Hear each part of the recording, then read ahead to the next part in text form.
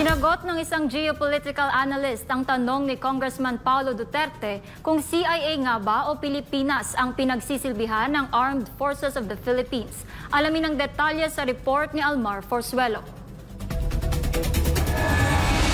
Kamakailan sa isang social media post, tinanong ni Davao City 1st District Congressman Paulo Duterte si Armed Forces of the Philippines Chief of Staff General Romeo Browner Jr. kung sino nga ba ang kanyang pinagsisilbihan nito, ang CIA o ang Pilipinas.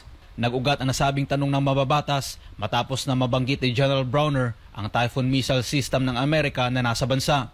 Agad namang pinaliwanag ng AFP ang kanilang panig at sinabi na ang lahat ng kanilang mga ginagawa ay bahagi ng kanilang modernisasyon upang mapalakas ang depensa ng bansa. Pero ayon kay geopolitical analyst Herman Camentong Chu Laurel, sa dami ng problemang kinakaharap ng bansa, dapat unahin ng pamahalaan ang pagbangon ng ekonomiya. Sa panayam ng SMNI News kay Camentong, sinabi nitong kung nais ng isang dayuhang bansa na tumulong sa Pilipinas, dapat hindi nito ibibida ang mga armas. Bagkus, dapat itong tumulong na muling ibangon ang ekonomiya nito. Alam po ninyo, yung gustong talagang tumulong sa bansa, ang uunahin po ay yung ayusin ng ekonomiya at pagkakaisa ng bansa. Binigyang diin nito na dahil sa matinding korupsyon na nangyayari sa Pilipinas, takot ng mamuhunan ang mga investor at dahil dito, napag-iiwanan na tayo ng ibang bansa pagdating sa ekonomiya.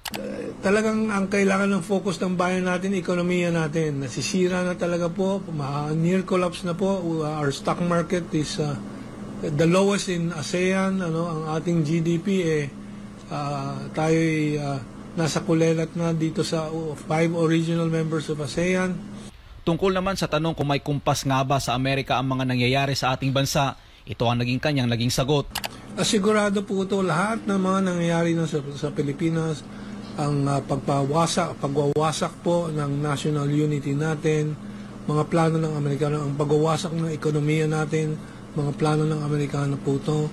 Dahil po ang mga hakbangin po ng Amerikano sa pag-destabilize ng bansa para ihanda sa gera, ay unang-una wasakin ng ekonomiya. Yun din ang nangyari, ang ginawa nila sa Ukraine. 2014 pa, winasak na po nila ang national unity ng Ukraine by a coup d'etat. Samantala, nang tanungin din siya kung kaya ba ng Pilipinas sakaling gumanti ang China, ang kanyang tugon, pag makita na po nila na-activate ang mga Typhoon missile, delikado ng Pilipinas. Pag unang bala lang pong marinig na pumutok, ubos ang ating Philippine Coast Guard and Navy in the first hour. Sa unang oras lang po. Dahil yung mga missiles ng China, yung mga drones, handang-handaan na yan laban sa Amerika. Pilipinas pa ang kakalabanin. Wala pong may tatapat ang Pilipinas dyan. Para sa Diyos at sa Pilipinas kung mahal, Almar Forzuelo, SMNI News.